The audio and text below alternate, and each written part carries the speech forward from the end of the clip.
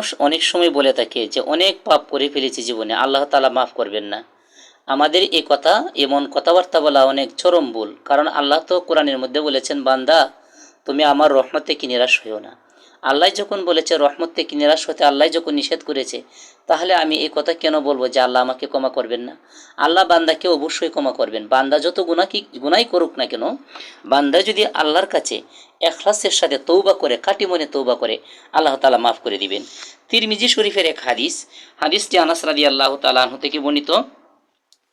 আনাস রাদিয়াল্লাহু তাআলা আনহু থেকে বর্ণিত, তিনি বলেন, আমি রাসূল সাল্লাল্লাহু আলাইহি ওয়াসাল্লামকে বলতে শুনেছি যে আল্লাহ তাআলা বলেন, হে আদম সন্তানেরা, তোমরা যতক্ষণ পর্যন্ত আমার কাছে প্রার্থনা করতে থাকবে এবং আমার নিকট আশা পোষণ করতে থাকবে, আমি ততক্ষণ পর্যন্ত তোমাদেরকে ক্ষমা করতে থাকবো। সুবহানাল্লাহি ওয়া বিহামদিহি।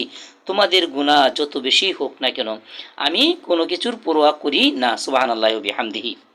হে আদম সন্তান, তোমার গুনাহ যদি আকাশের মেঘমালা পরিমাণও হয় এবং তুমি যদি আমার নিকট ক্ষমা প্রার্থনা করো, তাহলেও আমি তোমাকে ক্ষমা করব। আমি কোনো কিছুর পরোয়া করব না। সুবহানাল্লাহি ওয়া বিহামদিহি। হে মানুষ, তুমি যদি আমার নিকট এত বিপুল পরিমাণ গুনাহ নিয়েও উপস্থিত হও, যা দ্বারা দুনিয়া ভরপুর হয়, অতঃপর তুমি যদি আমার সাথে এমন অবস্থায় সাক্ষাৎ করো যে তুমি দুনিয়ার জীবনে আমার সাথে কোনো বস্তুকে শরিক করোনি, তাহলেও আমি পৃথিবী পরিমাণ ক্ষমা দ্বারা তোমাকে নাজাত দিব। সুবহানাল্লাহি ওয়া বিহামদিহি। এই হাদিসের মধ্যে তো আল্লাহ তাআলা বান্দাকে ক্ষমা করার ঘোষণা দিয়েছেন, যে বান্দা যতই পাপিষ্ট হোক না কেন, যতই ফুজ্জার হোক না কেন, যতই নাফরমানি করুক না কেন, সে যদি দুনিয়ার জীবনে আল্লাহর কাছে খালেস মানে তওবা করে, আল্লাহ তাকে মাফ করবেন। তবে হ্যাঁ, কোনো মানুষ যদি আল্লাহর সাথে শরিক করে, সে যদি ইহকালীন জীবন ত্যাগ করে আল্লাহর কাছে চলে যায়, ওই পারে চলে যায় শরিক করে, তাহলে তাকে ক্ষমা করা হবে না। কোনো মানুষ যদি শরিক ছাড়া আল্লাহর সাথে কোনো বিষয়কে শরিক না করিয়ে সে যত বড় গুনাই করে আল্লাহর কাছে, আল্লাহর দরবারে ফিরে যাবে, আল্লাহ তাআলা তাকে মাফ করে দিবেন। এই জন্য আমরা পৃথিবীতে আছি, আমরা একসময় পৃথিবীতে ছিলাম না এবং থাকবও না।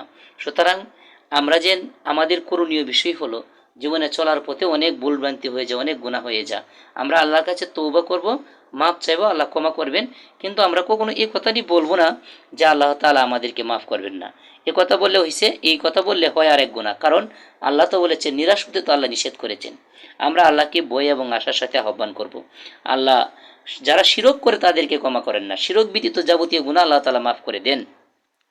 এই জন্য মহানবী সাল্লাল্লাহু আলাইহি ওয়াসাল্লামের শেখানো ভাষা অনুযায়ী, শেখানো নির্দেশ অনুযায়ী আমরা জীবনযাপন করব। আল্লাহ তাআলা আমাদেরকে কৃত গুনাহের জন্য তওবা করার তৌফিক দান করুন এবং আল্লাহ তাআলা আমাদের পরকালীন জীবনকে সুন্দর করুন। আমরা যেন ঈমান এবং আমলের সাথে আল্লাহর দরবারে ফিরে যেতে পারি, সেই জন্য তৌফিক দান করুন।